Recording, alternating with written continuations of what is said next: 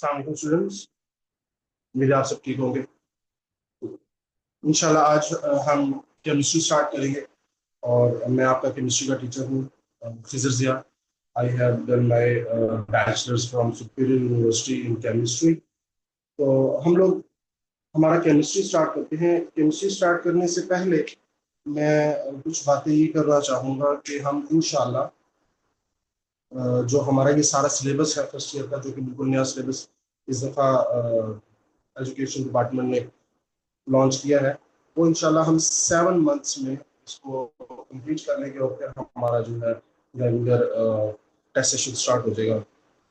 तो हम लोग केमिस्ट्री स्टार्ट करते हैं अपनी। तो हमारा जो केमिस्ट्री में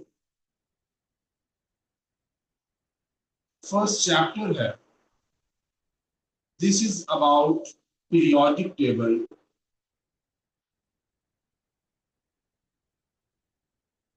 एंड इट्स प्रॉपर्टीज। हमने इस चैप्टर में पीरियोडिक टेबल को पढ़ना है और पीरियोडिक टेबल की जो प्रॉपर्टीज है, पीरियोडिक टेबल का जो एक पीरियोडिक फंक्शन है, पीरियोडिसिटी है, हम लोग इंशाल्लाह इसको लेकर चलेंगे। लेकिन पीरियोडिक टेबल पढ़ने से पहले हमें ये पता जरूर होना चाहिए कि पीरियोडिक टेबल हमारे लिए जरूरी क्यों है। केमिस्ट्री में पीरियोडिक टेबल की इंपॉर्टेंस क्या है? केमिस्ट्री में पीरियोडिक टेबल की इंपॉर्टेंस क्या है? तो याद रखिएगा कि केमिस्ट्री में हमारे पास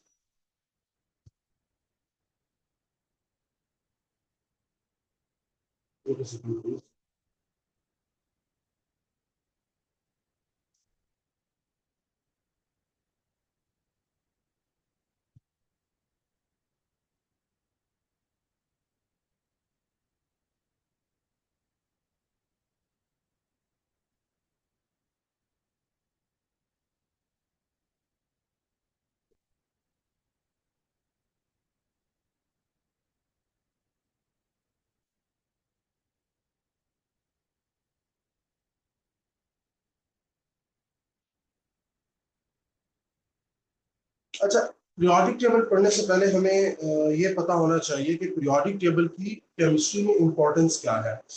केमिस्ट्री में पीरियोडिक टेबल की वही इंपॉर्टेंस है जो कि फिजिक्स में और बाकी साइंसेस में किसी भी सिंबल्स की है। जैसे हम लोग फिजिक्स में पढ़ते हैं कि अगर मैं कहूँ कि कहीं पर कोई क्वांटिटी है जिसके साथ एक यूनिट लगा है केजी, ठीक है। अब केजी क्या है, हम सबको पता है KG is the symbol of kilogram, और हमें पता चल जाएगा कि ये किसी भी चीज का मैस लिखा हुआ है। इसी तरह अगर मैं कहूँ कि कहीं पर अगर लिखा हुआ है कि 10 m, इसका मतलब मैं यही लूंगा कि इसका मतलब है कि ये 10 मीटर्स है, क्योंकि m is the symbol of metre, और मीटर से हमें पता है कि किसी भी चीज की लेंथ में है। इसी तरह सेकंड्स को भी देख लें कि अगर मैं कहूं कि कहीं पर 30 सेकंड्स लिखा हुआ है, 30s है, इसका मतलब है कि ये 30 सेकंड्स है, जो कि किसी भी चीज का टाइम है। ये सारी बेटा हमें सिंबल से पता चलती है। इसी वजह से बेटा केमिस्ट्री में हम कहते हैं periodic table is the symbol of chemistry।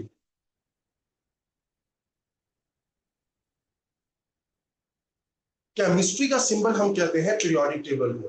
Periodic table जो है हमारे पास, अगर हम पीरियोडिक टेबल को अच्छे से समझ लें, हम पीरियोडिक टेबल पे अच्छे से ग्रिप हासिल कर लें, तो हम केमिस्ट्री को बहुत आसानी से पढ़ सकते हैं। हमारे जितने भी रिएक्शंस हैं हमारे लिए बहुत ज्यादा इजी हो सकते हैं, क्योंकि रिएक्शंस में हमें पता है कि हमें सबसे जो बड़ा मसला आता है वो ये आता है कि हमने किस एलिमेंट को किस एलिमेंट के साथ रखना है, हमने किस एलिमेंट का बॉन्ड किस एलिमेंट के साथ बनाना है, एक एलिमेंट कितने बॉन्ड बनाएगा, किस नेचर का बॉन्ड बनाएगा।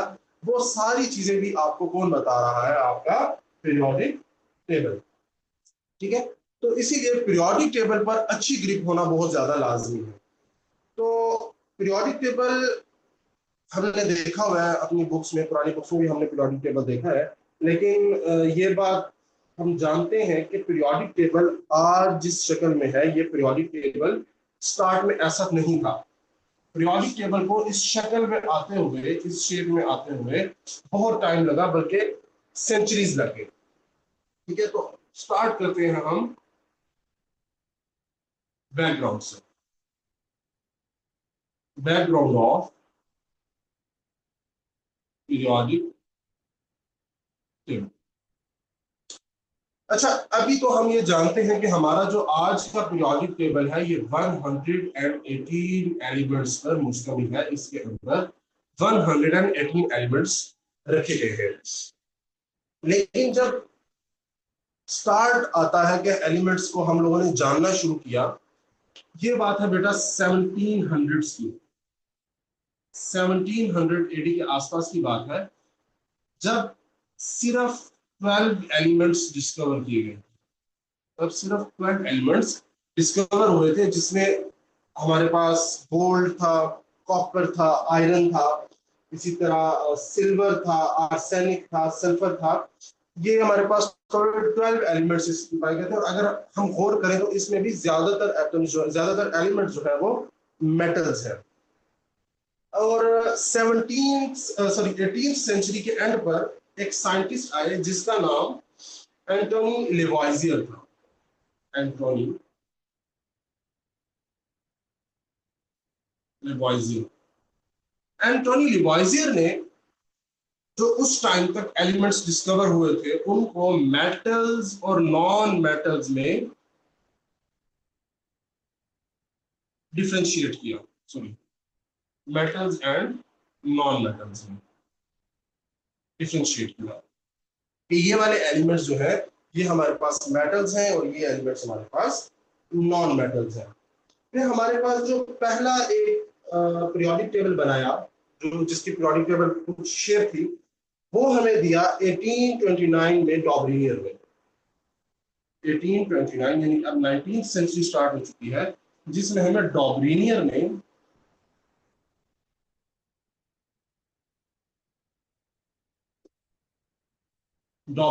हमें एक अपना पीरियोडिक टेबल दिया।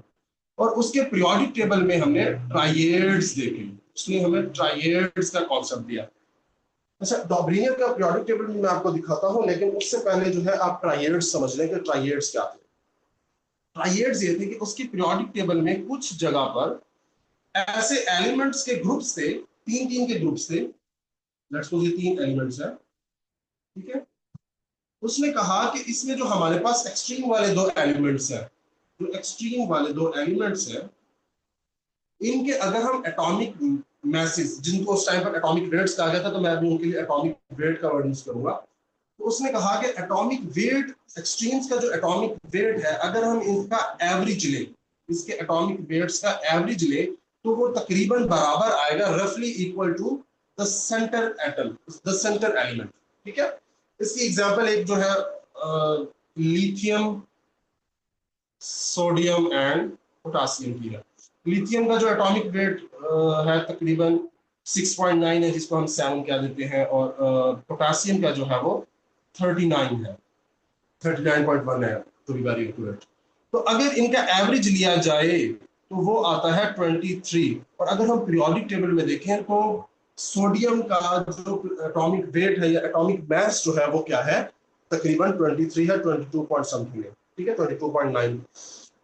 तो उसका ये कॉन्सेप्ट ठीक था, लेकिन किसी हद तक। कैसे? उसका जो पीरियोडिक टेबल था, अगर मैं आपको दिखाऊं, उसका पीरियोडिक टेबल कुछ ऐसा था,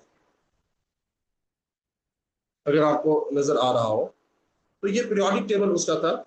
इसमें जो आपके पास मार्क्ड आपको एलिमेंट्स जो नजर आ रहे हैं, ठीक है, मार्क्ड एलिमेंट्स, ये तीन तीन के ग्रुप्स थे। ये तीन तीन के ग्रुप्स थे। जैसे अगर मैं आपको इसको थोड़ा सा जूम करके दिखाऊं,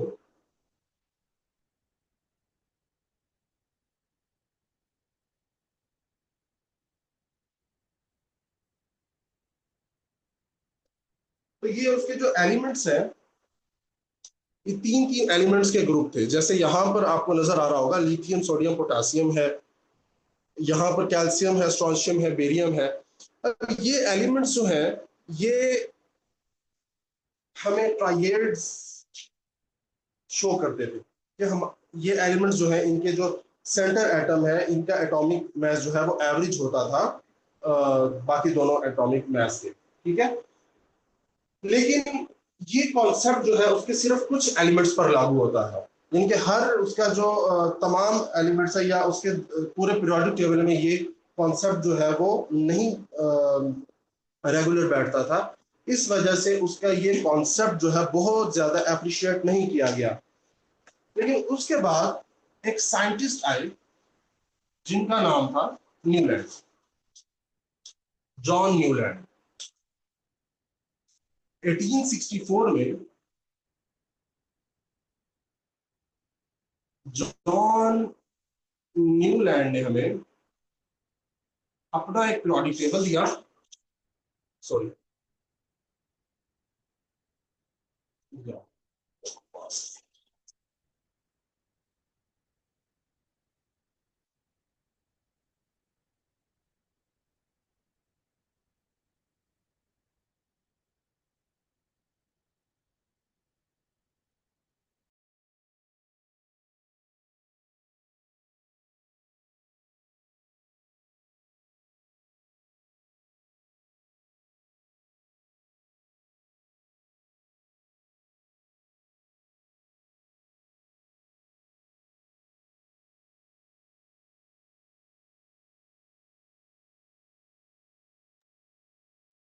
सॉरी फॉर द इंटरफ्यूज। अच्छा, जॉन न्यूलैंड ने हमें 1864 में अपना एक पीरियोडिक टेबल दिया और उसमें हमें ऑक्टेव्स का कॉन्सेप्ट दिया। अब ऑक्टेव्स क्या थे कि उसके पीरियोडिक टेबल में हमें एक पीरियोडिसिटी शो होती थी। उसने सबसे पहले वो साइंटिस्ट था जिसने हमें ये बताया कि जो पीरियोडिक टेबल के अंदर जो एलिमेंट्स हैं वो एक पीरियोडिक फंक्शन भी रखते हैं। वो क्या फंक्शन था कि हर एलिमेंट जो है वो 7 एलिमेंट्स के बाद अपनी प्रॉपर्टीज जो है वो इनके पीरियोडिक टेबल में हर 7 एलिमेंट्स के बाद प्रॉपर्टीज जो है वो सिमिलर थी, केमिकल प्रॉपर्टीज। हर 7 एलिमेंट्स के बाद जो 8th एलिमेंट आता था उसकी केमिकल प्रॉपर्टीज क्या थी, सिमिलर थी। जॉन न्यूलैंड का जो हमारे पास पीरियोडिक टेबल है वो कुछ इस तरह का था। जॉन न्यूलैंड का पीरियोडिक टेबल कुछ इस तरह का था जिसमें अगर आप गौर से देखें तो हर 7th एलिमेंट के बाद उसने उसको उसके नीचे लिखा। जैसे यहाँ पर हाइड्रोजन है, लिथियम, ठीक है, gallium, boron, carbon, nitrogen, oxygen, उसके बाद क्या दिया, फ्लोरीन। ठीक है, इसी तरह उसने कहा कि हाइड्रोजन और फ्लोरीन जो है वो सिमिलर प्रॉपर्टीज शो करते हैं। इसी तरह लिथियम और सोडियम सिमिलर प्रॉपर्टीज शो करते हैं। हर 7 एलिमेंट्स के बाद 8th एलिमेंट जो है वो सिमिलर प्रॉपर्टीज शो करता है। लेकिन उसका कॉन्सेप्ट भी लिमिटेड था। उसका कॉन्सेप्ट सिर्फ और सिर्फ 17 एलिमेंट्स तक जो था वो बिल्कुल सही था, जो कि उसमें कैल्शियम तक, ठीक है। उस है ये पीरियोडिसिटी जो है एक रेगुलर तरीके से नजर नहीं आती थी। उसके पीरियोडिक टेबल में सबसे बड़ा फ्लॉ ये था कि उसने जो बात की कि elements repeat chemical properties after every seventh element, sorry, periodic table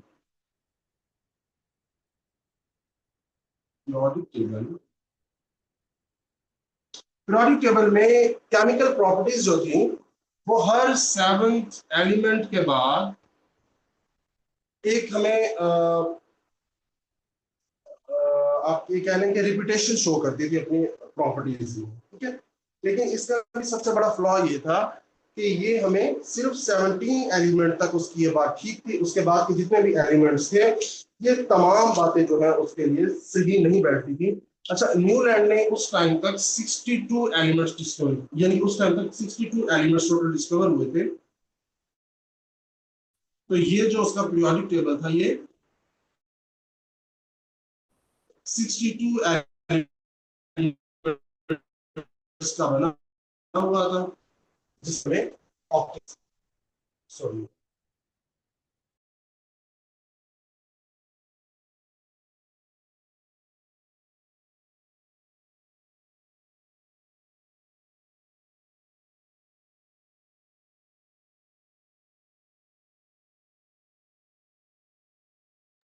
just give me a minute, मैं जरा इसको सॉल्व आउट कर दूं प्लीज।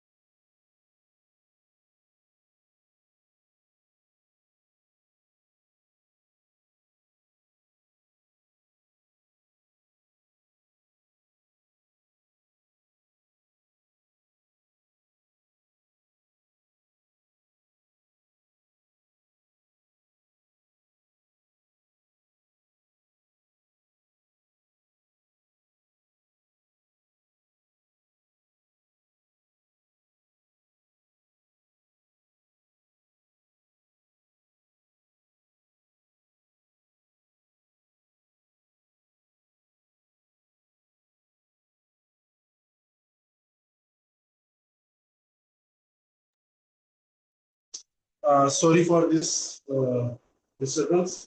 अच्छा, हम लोग बात कर रहे थे न्यूलैंड की। न्यूलैंड ने जो है हमें पीरियोडिक टेबल दिया, जो कि उस टाइम तक 62 एलिमेंट्स डिस्कवर हुए थे, और उसने हमें ये बताया कि पीरियोडिक टेबल में chemical properties after every 7 elements जो है वो रिपीट हो रही है। देन हमारे पास जो सबसे ज्यादा वाइडली एक्सेप्टेड पीरियोडिक टेबल आया सबसे पहले, वो बनाया था डिमिट्री मेंडलीव ने।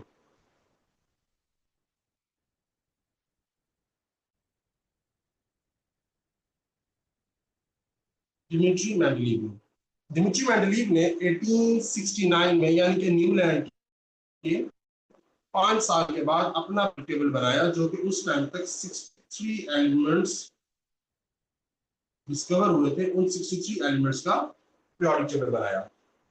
अच्छा, ये एटॉमिक, अभी तक जितने भी हमारे पास पीरियोडिक टेबल्स के मॉडल्स आए थे, ये तमाम मॉडल्स जो है वो एटॉमिक वेट्स तक, ये तमाम एटम जो है एटॉमिक वेट्स, जिनको आज हम एटॉमिक मैसेस के नाम से जानते हैं, ये एटॉमिक वेट्स की बुनियाद पर जो है वो अरेंज किए गए थे। इसी तरह टेबल है वो भी एटॉमिक मैस की बुनियाद के, उस टाइम पर एटॉमिक रेट के नाम से क्या किया, इसने उनको वर्टिकल कॉलम्स में, 8 वर्टिकल कॉलम्स में डिवाइड किया। ठीक है, मैं मेंडलीव का भी आपको पीरियोडिक टेबल दिखाता हूँ। अच्छा, मेंडलीव के पीरियोडिक टेबल की सबसे खास बात क्या थी? मेंडलीव के पीरियोडिक टेबल की सबसे खास बात ये थी कि मेंडलीव ने उन एलिमेंट्स का जिक्र किया जो कि उस टाइम तक डिस्कवर ही नहीं हुए थे। मेंडलीव ने उन एलिमेंट्स के लिए जगह छोड़ी, उन एलिमेंट्स के लिए हमारे पास फ्री बॉक्सेस छोड़े, जो कि उस टाइम तक डिस्कवर भी नहीं हुए थे। ठीक है, दूसरा, मेंडलीव ने उन एलिमेंट्स के एटॉमिक वेट्स को, यानी कि एटॉमिक मैसेज को भी प्रिडिक्ट किया, जो कि आगे चलकर बिल्कुल सही जो है वो साबित हुए। डिमिट्री मेंडलीव का जो पीरियोडिक टेबल है वो कुछ ऐसा दिखता था। ठीक है, अगर आपको नजर आ रहा हो तो डिमिट्री मेंडलीव का पीरियोडिक टेबल कुछ ऐसा था, और आपको इसके अंदर खाली बॉक्सेस नजर आ रहे होंगे जिसके अंदर कोई एलिमेंट्स नहीं थे। ठीक है, तो ये खाली बॉक्सेस उसने इसलिए रखे थे ताकि तमाम एलिमेंट्स जो है वो जो अभी तक डिस्कवर नहीं हुए वो यहाँ पर आ जाए। अच्छा, टेबल की एक और खास बात ये देखें कि इसने पीरियोडिक टेबल के अंदर एक ही बॉक्स में दो दो एलिमेंट्स भी रखे हैं, जैसे यहाँ पर क्रोमियम के साथ उसने स्ट्रॉन्शियम भी रखा है। ठीक है, इसी तरह यहाँ पर अगर आगे देखें तो बहुत सारे ये रुबिडियम और आर्गोन जो है, इन सबको उसने क्या किया कि जो उसको लगा कि सिमिलर प्रॉपर्टीज रखती हैं, या जो है उनके एटॉमिक मैसेज जो है वो क्लोज है, उनको क्या किया इसने साथ साथ रख दिया। लेकिन जैसे जैसे हमारे पास टाइम आगे चलता रहा, अच्छा, इसी साल में डिमिट्री मेंडलीव ने जिस साल हमें पीरियोडिक टेबल दिया, इसी साल में एक और साइंटिस्ट आए, लॉथर मेयर्स।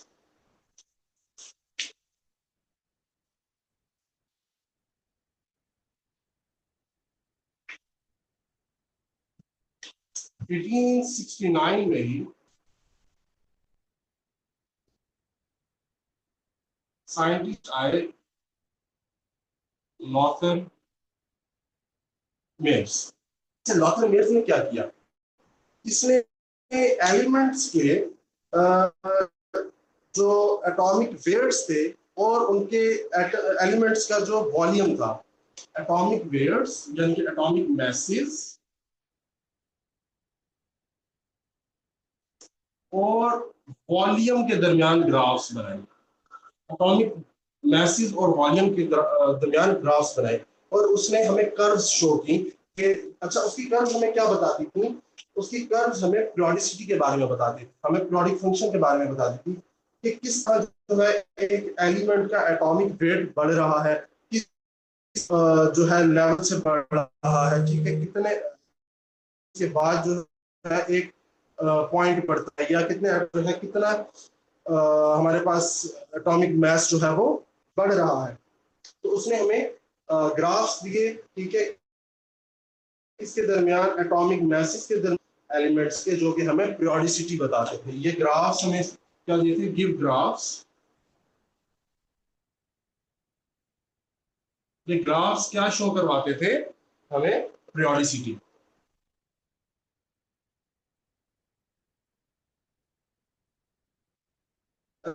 अच्छा आगे चलते हैं। अब हमारे पास 20th सेंचुरी स्टार्ट हो चुकी है, 1913 की बात है जब मूसे ने अपना कॉन्सेप्ट दिया। और आज जो हम पीरियोडिक टेबल देख रहे हैं वो भी किसका, मूसे की ही होने लगा है, ठीक है। अच्छा मूसले ने सबसे पहले क्या किया, मूसले ने तमाम एलिमेंट्स के जो एटॉमिक नंबर्स थे वो फाइंड किए, तमाम एलिमेंट्स के एटॉमिक नंबर्स को एक्सरे एमिशन के थ्रू जो है उसने डिस्क्राइब किया। उसने तमाम एलिमेंट्स को एक्सरे एमिशन के थ्रू देखा और उसने हमें बताया कि atomic masses are not the periodic function of periodic table। periodic table जो है atomic masses की बुनियाद पर नहीं रखना चाहिए, ठीक है, बल्कि किसकी बुनियाद पर रखना चाहिए, हमें atomic numbers की बुनियाद पर रखना चाहिए, ठीक है। क्योंकि उसने देखा कि atomic numbers जो हैं वो gradually increase हो रहे हैं। जैसे हाइड्रोजन का बंध है यानी कि उसके अंदर एक ही प्रोटॉन है और एक ही इलेक्ट्रॉन है, ठीक है। इसी तरह अगर आगे चले तो हमारे पास हीलियम है, हीलियम का पीरियोडिक हीलियम का जो एटॉमिक नंबर है वो 2 है। देन हमारे पास लिथियम आ जाता है, उसका हमारे पास पीरियोडिक एटॉमिक नंबर 3 है एंड सो ऑन, जिस तरह चलते जाए। उसने कहा कि पीरियोडिक टेबल के अंदर जो हमारा पीरियोडिक टेबल है वो एटॉमिक मैसेज की, एटॉमिक वेट्स की बुनियाद पर नहीं बनना चाहिए, बल्कि किस बुनियाद पर बनना चाहिए, एटॉमिक नंबर्स की बुनियाद पर बनना चाहिए, ठीक है। तो उसने एक लाइन कही कि properties of the elements are periodic function of their atomic numbers। कि जो हमारे पास प्रॉपर्टीज है एलिमेंट्स की वो एटॉमिक मैसेज की वजह से नहीं है, बल्कि किसकी वजह से है, एटॉमिक नंबर्स की वजह से। इसकी वजह ये है तब हमारे पास प्रोटॉन्स और इलेक्ट्रॉन्स डिस्कवर हो चुके थे, और अगर कोई किसी एलिमेंट ने दूसरे एलिमेंट के साथ बॉन्ड बनाना है या अगर उसने हमें प्रॉपर्टीज शो करवानी है, वो किसकी बुनियाद पर करता था, एटॉमिक नंबर्स की बुनियाद पर, यानी कि नंबर ऑफ प्रोटॉन्स की बुनियाद पर करता था। क्योंकि उस टाइम तक न्यूट्रॉन्स तब डिस्कवर हुए भी नहीं थे, न्यूट्रॉन्स 1932 में या 1933 में डिस्कवर किए गए, ठीक है। तो मूसले ने आकर सबसे बड़ा ब्रेकडाउन दिया, क्या कहा उसने कि पीरियोडिक टेबल के अंदर जो पीरियोडिक फंक्शन है, जो प्रॉपर्टीज है बेटा, वो किसकी वजह से है, एटॉमिक नंबर्स की वजह से है, ना कि एटॉमिक मैसेज की वजह से, ठीक है। अच्छा इसके बाद जो है हमारे पास कॉन्सेप्ट आगे हमारे पास आता है मॉडर्न। अच्छा हाँ, हमारा जो ये आज हम पीरियोडिक टेबल देखते हैं इसका नाम है long form of modern periodic table.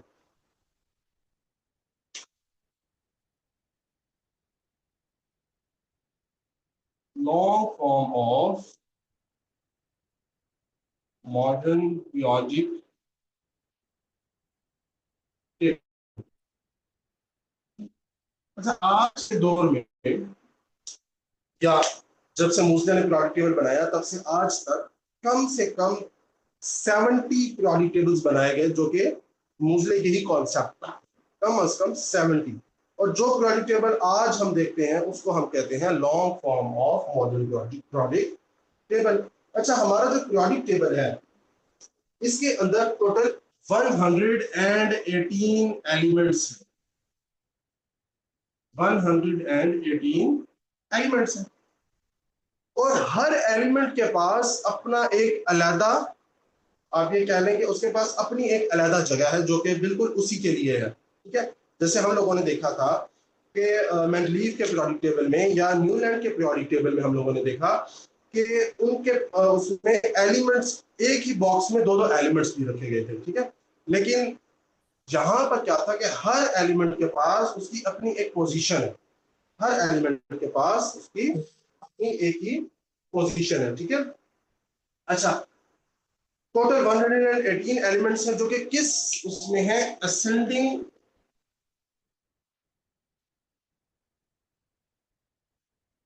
Atomic numbers, जिसको हम जी के नाम से, ठीक है, असेंडिंग एटॉमिक नंबर्स की बुनियाद पर जो है ये उसने अरेंज किए कि जैसे हमारे पास सबसे पहले है हाइड्रोजन। अच्छा, ये उसने पीरियड्स के लिए कहा कि असेंडिंग इनटू पीरियड्स है। जैसे हाइड्रोजन है, उसके बाद उसके बिल्कुल सामने अगर आप देखेंगे तो हीलियम है। हाइड्रोजन का जो एटॉमिक नंबर है वो 1 है, उसके बाद हीलियम का एटॉमिक नंबर 2 है, फिर हमारे पास लिथियम है, उसका एटॉमिक नंबर हमारे पास 3 है। और इसी तरह अगर हम आगे चलते हैं तो हमारे पास बेरिलियम है जिसका एटॉमिक नंबर 4 है, और आगे अगर हम चलते जाए बोरॉन है 5, कार्बन 6, नाइट्रोजन 7, ऑक्सीजन 8, और इसी तरह आगे चले तो हमारे पास आगे भी आ जाते हैं। ठीक है, पहली बात क्या है कि 118 एलिमेंट्स हैं जो कि उसने असेंडिंग एटॉमिक नंबर्स की बुनियाद पर जो है उसको अरेंज किया। ठीक है, दूसरी बात यह है कि उसने उसने इस पीरियोडिक टेबल के अंदर 7 पीरियड्स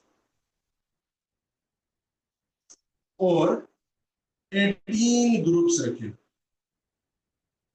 अगर आपको याद हो तो मैंने आपको मेंडलीव के पीरियोडिक टेबल में बताया कि उसका जो पीरियोडिक टेबल था उसके अंदर 8 ग्रुप्स थे। ठीक है, 8 वर्टिकल लाइंस थी। ठीक है, लेकिन इसके पीरियोडिक टेबल में हमारे पास जो आज नया पीरियोडिक टेबल है, मॉडर्न पीरियोडिक टेबल है, इसमें कितने ग्रुप्स हैं? 18 ग्रुप्स हैं। ग्रुप्स क्या है?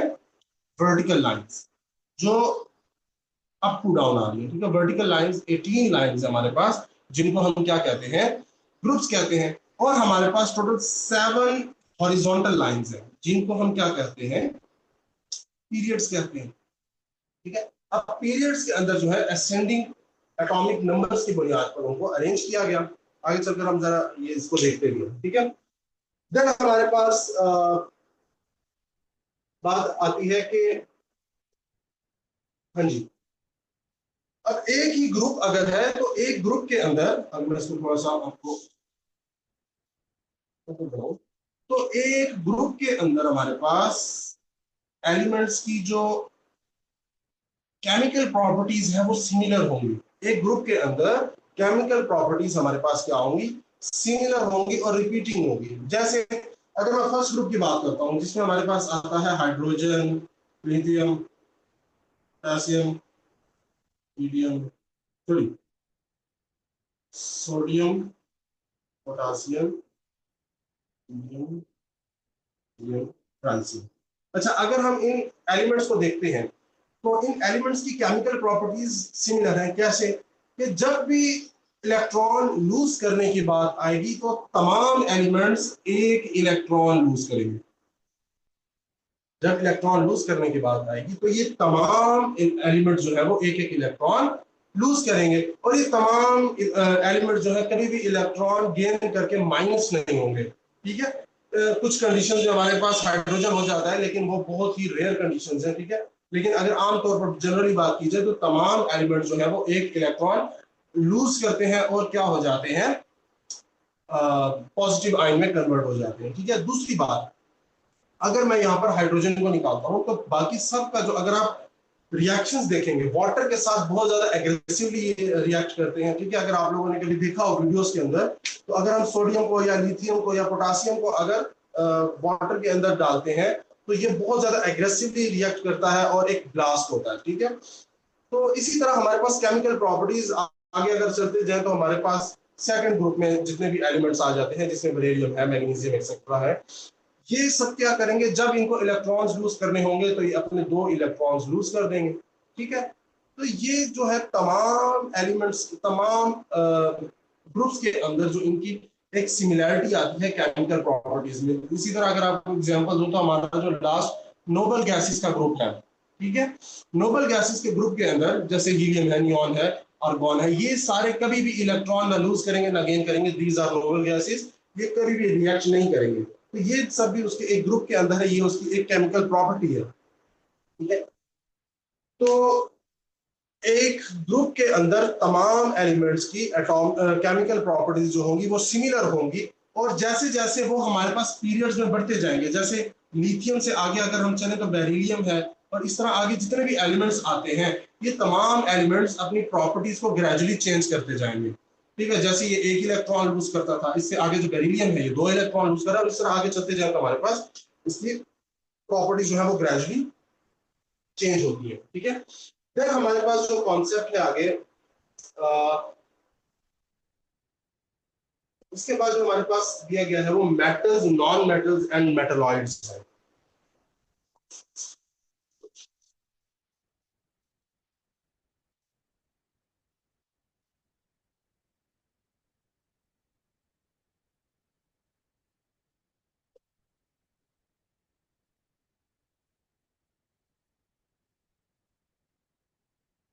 एंड मेटलॉइड्स, ठीक है। अच्छा, मेटल्स क्या है, नॉन मेटल्स क्या है और मेटलॉइड्स क्या है? सिंपल अगर मैं कहूँ, मेटल्स क्या करते हैं, ये लूज इलेक्ट्रॉन करते हैं, इलेक्ट्रॉन्स लूज कर देते हैं और केटाइन बन जाते हैं। मेटल्स को जब मौका मिलेगा तो ये इलेक्ट्रॉन लूज करेंगे और केटाइन बन जाएंगे। इसी तरह नॉन मेटल्स क्या है, नॉन मेटल्स को जब मौका मिलेगा ये इलेक्ट्रॉन्स गेन करेंगे, ये इलेक्ट्रॉन्स गेन करेंगे और क्या बन जाएंगे, एनाइन बन जाएंगे, ठीक है। ये इसकी सिंपल सी वो है। और मेटलाइट्स क्या होते हैं, मेटलाइट्स जो है बेटा ये हमें इलेक्ट्रॉन्स सॉरी ये हमें मेटल्स और नॉन मेटल्स दोनों की प्रॉपर्टीज शो करते हैं। मेटलाइट्स क्या करते हैं, show properties of metals as well as non metals. आगे चल के जब हम इसको डिटेल में पढ़ेंगे तो हम देखेंगे कि कौन सी प्रॉपर्टीज जो है ये मेटल्स की शो करता है, कौन सी प्रॉपर्टीज जो नॉन मेटल्स शो करता है। बट इस टाइम पर ये हमारा जो है टॉपिक ऑफ डिस्कशन नहीं है। अभी तक हमें सिर्फ ये इसको पढ़ना है कि मेटल्स क्या करते हैं, इलेक्ट्रॉन लूज करते हैं और केटाइन बन जाते हैं, ठीक है। केटाइन मतलब पॉजिटिव आयन, और नॉन मेटल जो है वो इलेक्ट्रॉन गेन करके नेगेटिव आयन यानी कि एनाइन बन जाएंगे, और मेटलाइट जो है वो क्या करेंगे, वो हमारे पास मेटल्स और नॉन मेटल्स दोनों की प्रॉपर्टीज शो करते हैं। अच्छा, अब हमें कैसे पता चलेगा कि पीरियोडिक टेबल के अंदर मेटल्स कहां पर हैं, नॉन मेटल्स कहां पर हैं और मेटलाइट्स कहां पर हैं? इसके लिए अगर आप देखें तो आपकी बुक में एक रेफरेंस पॉइंट, ठीक है, अगर आप अपनी बुक में पीरियोडिक टेबल देखते हैं, आपको स्क्रीन पे दिखा देते हैं। तो ये पीरियोडिक टेबल अगर आप देखें तो इसमें आपको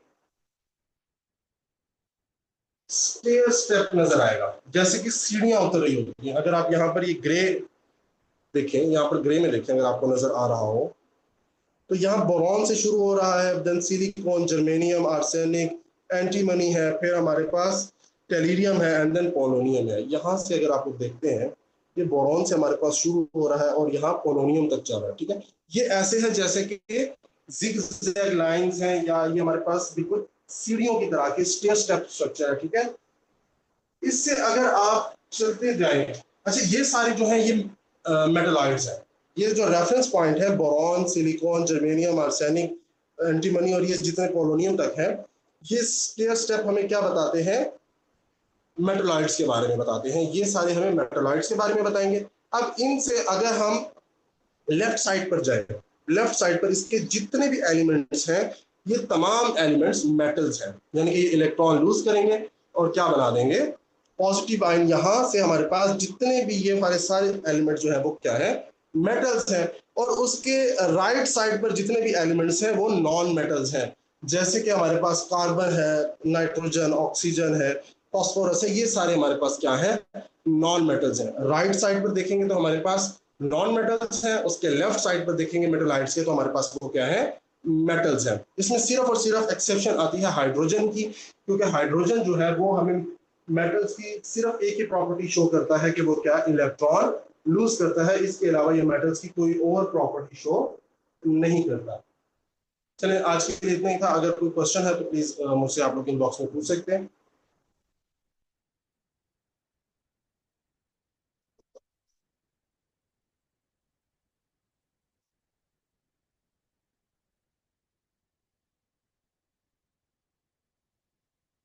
अगर कोई क्वेश्चन है तो प्लीज पूछ लें।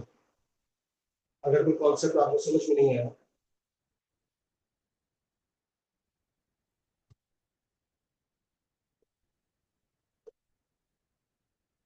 Is everything clear?